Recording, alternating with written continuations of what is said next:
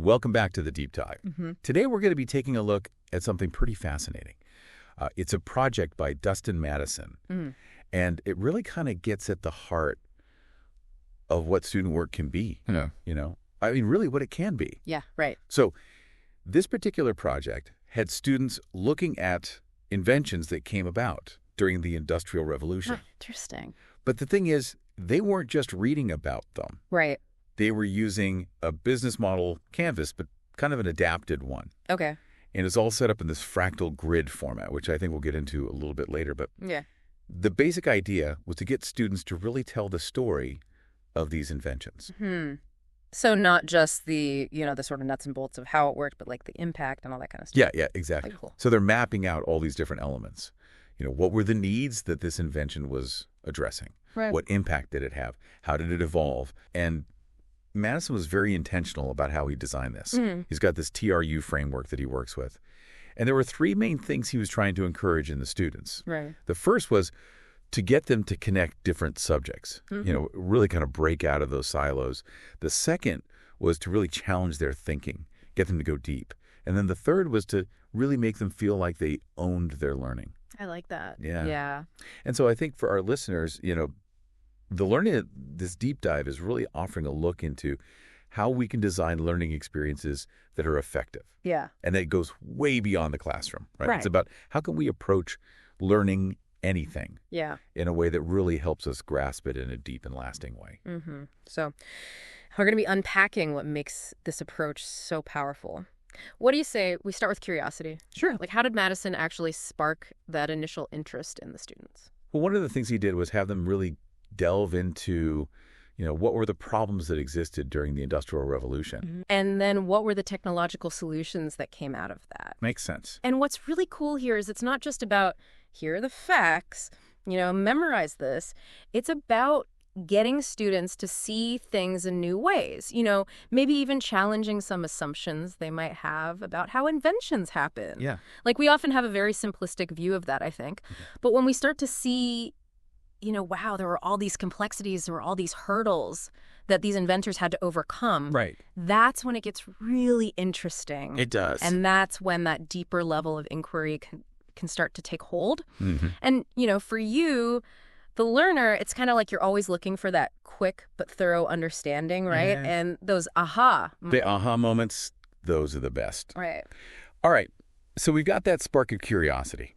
Now, how do we make sure it doesn't just fizzle out? Right. How do we actually make this a challenge for students? Well, this is where Mattison's use of the business model canvas comes in. It's a really great framework for analyzing things in depth. I'm familiar with it, but for those who aren't, can you give us a quick overview? Sure. So the business model canvas is basically a strategic management tool. Okay. Businesses use it to develop new business models or to analyze existing ones. Gotcha. And in this case, Mattison had students use it to really dig into these inventions, like what were the cause and effect relationships, what was the economic impact, what were the trade-offs, cost versus value, risk versus reward. That's good. Yeah, it gets them thinking on a deeper level. And it's not just an abstract exercise, Right. It's using a tool that's grounded in the real world. And I think for you, the learner, what's really key here is that it provides structure, when you're trying to learn something thoroughly, but you don't want to get overwhelmed. Exactly. It's easy to feel lost in the weeds sometimes. Right. So the business model canvas gives you this framework. It helps you organize all that information and really dive in. Okay. So we've got curiosity. We've got a challenge. Yeah.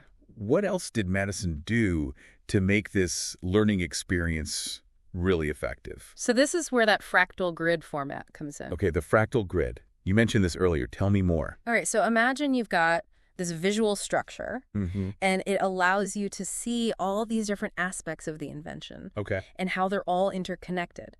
But it's not linear. Okay. It's more like a web. You can jump around and explore different parts of it. Starting to get the picture. And the key here is that it provides structure, but it also gives you flexibility.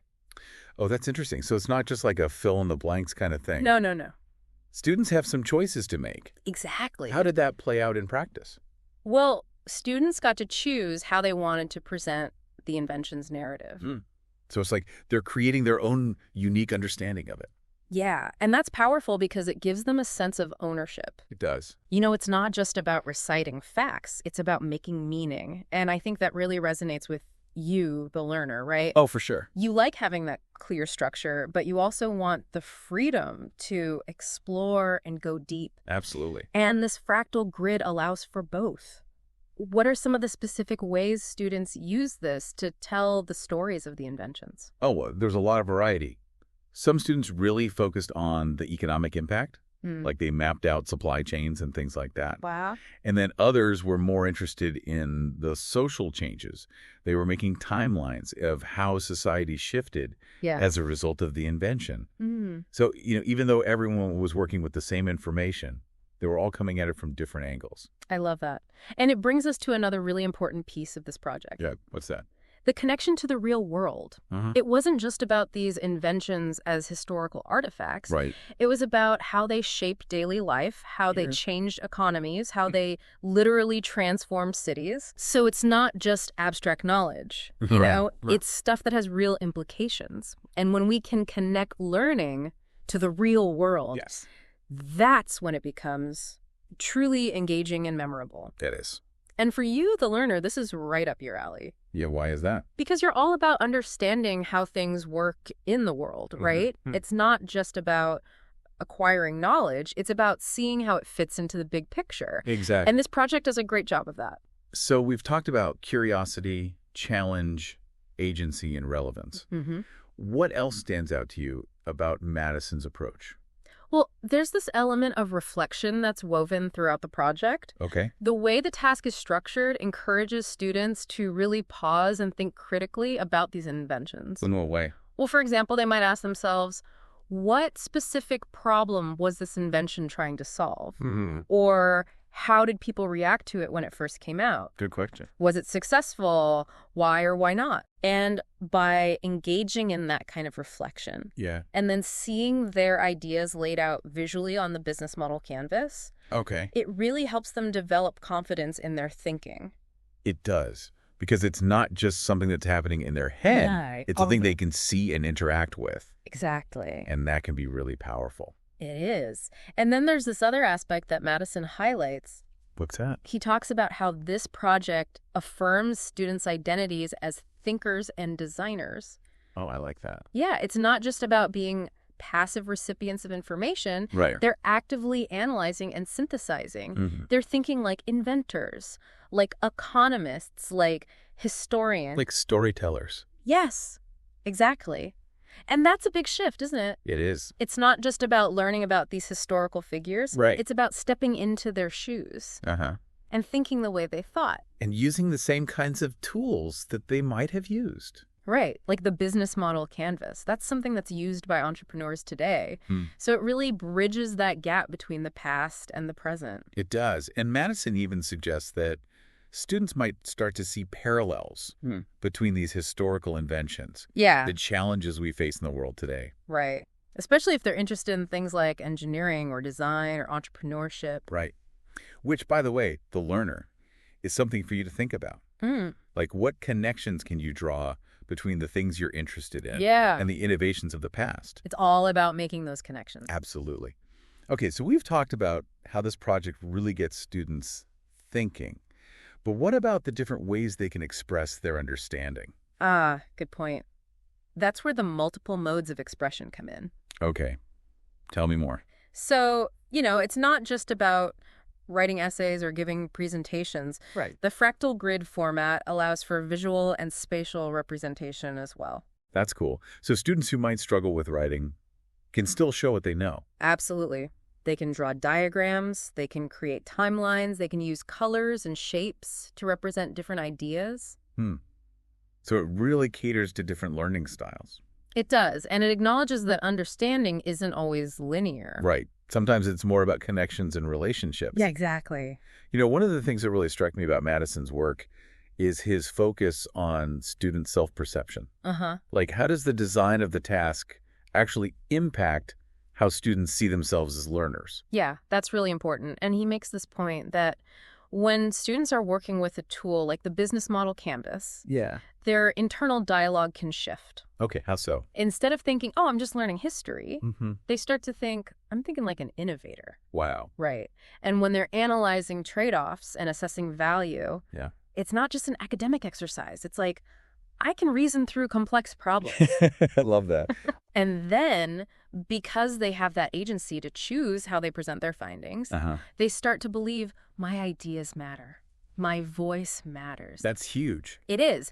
And the fact that they're synthesizing information from different disciplines, Yeah. that leads to the realization that I can connect knowledge in powerful ways. Mm-hmm. And then finally, the act of reflecting on the impact of these inventions. Yes. That instills a sense of, I'm capable of deep, real-world thinking. So it's not just about the content they're learning.